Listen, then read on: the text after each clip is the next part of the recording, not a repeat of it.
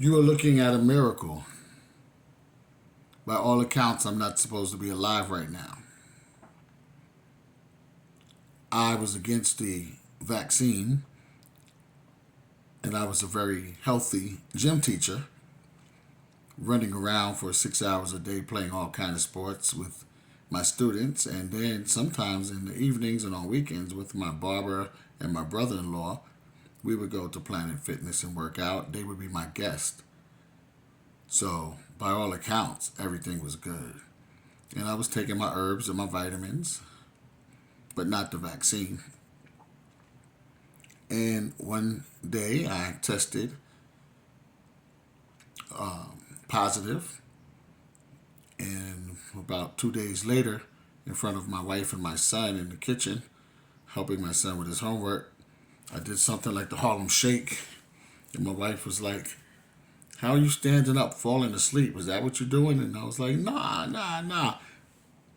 Bam! I fell on my face.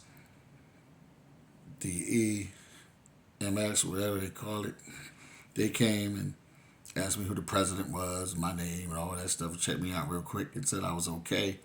But 2 days later, I went unconscious or semi-conscious, like they say. My brother-in-law was right in front of my face, and I couldn't even. I don't recall that to this day. I recall going outside, it being real cold, and I climbed back up the stairs. I usually run up the 3 flights of stairs with no problem. This time I'm stopping at every level, sweating and huffing and puffing. So come to find out, my lungs were damaged 70%. I go in the hospital semi-conscious. Had a weird experience, near-death experience. To make a long story short, because I have chronicled this in a small book and elsewhere on the internet, so you can check it out there. But it was like I was hanging on to a silhouette of a man, and I was about to slip back. And I had some temptations that was calling me to leave this place and go to heaven and see my family and who were happy partying. And I saw some other things. I saw my wife and my son on another side. They were crying, holding hands and stuff. I was in the dark, but I was in the hospital when this happened. Very weird stuff, very weird. But it's much more elaborate than this, much more detailed. But anyway, I was slipping, and I said to myself, if I even fall asleep or start to dream, I might just. So I knew not to do that, thank God. And I prayed, and God said some things to me about using my talents even more once He lets me stay here to serve Him. And I grabbed onto his arm, and he grabbed me, and he pulled me up, and the darkness went away because I was only seeing darkness for the most part. And then came into light, and things had happened to me, like I couldn't taste. I couldn't really. It wasn't because of COVID per se, but before I went into the hospital, when I was sleeping, I was biting down on my whole tongue. So I had like a line around my whole tongue. And in the hospital, when they would give me food, it would sting. And I couldn't eat. I had to eat very bland stuff, plain oatmeal and bread and pudding and anything with a spice in it, pepper, anything, salt. I couldn't eat it. I had lost a lot of weight in the hospital. Then my wife sent me something saying that you're supposed to eat when you have COVID. And I worked out a lot. The nurses were great. The nurses were counseling me, and I was counseling the nurses. There was people dying in my room. They were leaving them there. All kind of weird stuff going on. Nurses were losing their patients. They were heartbroken. They would disappear. They would cry. I was in isolation. I was in a room you couldn't get out of in an old building of the hospital where one time a draft hit me and stuff on the neck and in my chest, and I could hardly talk. And I was screaming and yelling the way I could for some tea and honey and Robitussin. And some of the nurses, they act like they know what I was talking about. I learned that I had to fight. I had to fight to get out the bed so I could exercise, because they would leave you in the bed sometimes. And I started to get bed sores, and I said, oh no, I'm out. I'm getting out. And I started, putting on music and holding on with one hand and dancing and leg lifting and all kind of little stuff just to make sure, because I was losing my leg muscles and everything. And they were vegetables. There was nothing but vegetables in there. And they had me in the corner of this building and not giving me adequate care and leaving me like I was a vegetable. But I could talk. Those people couldn't talk. And those people were on ventilators and stuff. But I knew one thing. It was funny. Before I leave, I'm going to say this. When I was in the driveway the day the ambulance was coming and they thought I was unconscious totally, I was in the wheelchair and they're getting ready to put me on the ambulance. And I heard the guy say, the EMS guy say, do we resuscitate, ventilate, or oxygen? And I raised my hand like this, said, oxygen, oxygen. And he said, oh, you heard that. They was not putting me on that ventilator.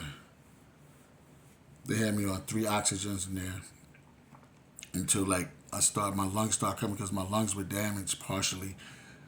70% oxygen I went in with. I got horror stories, but I'm here. You know what I'm saying? And I'm glad to be here. And I just got a whole new outlook on life. And, my message to you would be every day is a blessing. Take your talents and gifts and go hard, especially if they help other people. That's like going hard for God. I'm going hard for God. I'm going hard for my people. I'm going hard for good people. And I'm going hard for my family and myself. You got to go hard. And God told me, I'm giving you a double portion now, all the strength.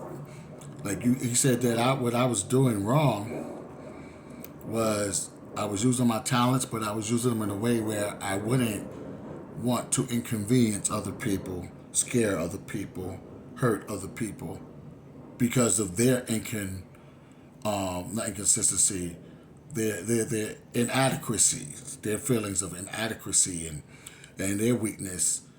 People can't handle truth and people can't handle power. So I would kind of water it down because I do poetry and rap and motivational speaking. And he said, don't water it down anymore. And he said, now you got more fire in you, and if anybody gets in your way with nonsense, you're going to blow them away. So, and I started really telling truth to my family and friends. And part of my vision that I didn't mention was on another side, my wife and my son was over here. My family, my ancestors were calling me back home to a party. And then there was a big circle over here with almost everybody I ever met, and especially the people that we fell apart over nonsense, over a word, over a misunderstanding, miscommunication. We fell apart. And I was like, I can't leave here, God, without patching that up. That ain't right. I don't want to leave here like that. And I definitely don't want to leave my family, So, to make a long story short, me and God had a strong conversation, that I'll always remember. And it's something that most people will never understand, but that's okay. So now I walk around like I'm on the outside looking in, because most people don't seem to get it. I'm looking at people like, y'all just rolling around with your heads in the sand, being robots for people and not really being happy with your life and just, being mediocre. Not really coming out of your comfort zones and trying to. And it is hard. It's hard to take a risk and everything. It's hard out here. But you're going to die anyway. So 50 said, get rich or die trying, It's not so much about being rich, which is nice to be rich. But It's more about you're going to die anyway, so die doing your thing. Die serving God. Die helping people. Die serving your family. And for the men and the black men, like all this, we all trying to be, not all, a lot of us trying to be so much into the entertainment. The ladies too, all this housewives of this, that, and real hip hop, blah, blah, blah, blah. Take care of your family. God and family. And brothers, when you really grind and be responsible for your family and you watch them love you and grow up and grow towards you and rely on you and you rely on them and it's interdependence, there's no feeling like that. That's better than any high you could have. And you say, yo, I raised a family. I made a difference in somebody's life. I made somebody, to be better than what I was.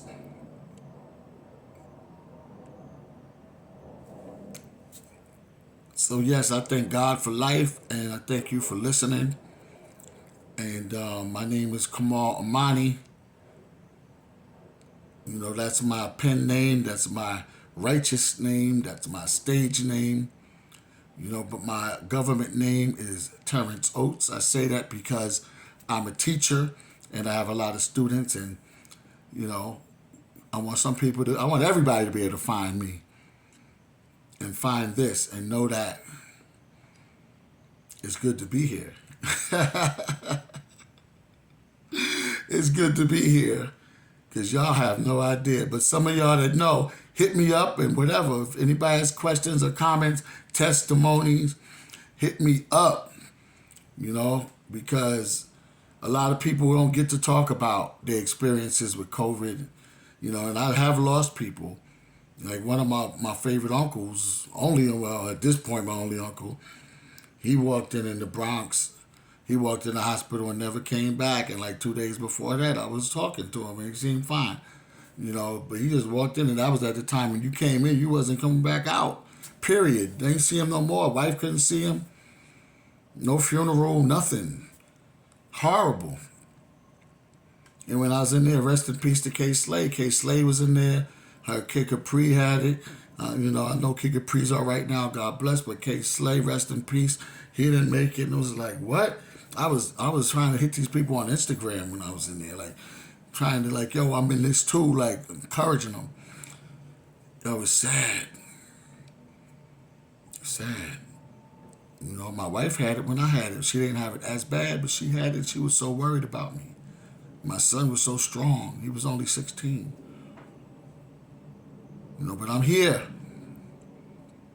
So renew your spirit, renew your purpose, self-examine, let go of the drama, get rid of all the drama, and be happy that you are alive, that you are a miracle. We are all miracles. Just to be here, we're miracles. To wake up today is a miracle. To be born is a miracle. When you really stop and think about being born, that's a miracle. Being alive, that's a miracle. So put on the whole armor of God. Peace and love. Thank you for listening. Come on. Out.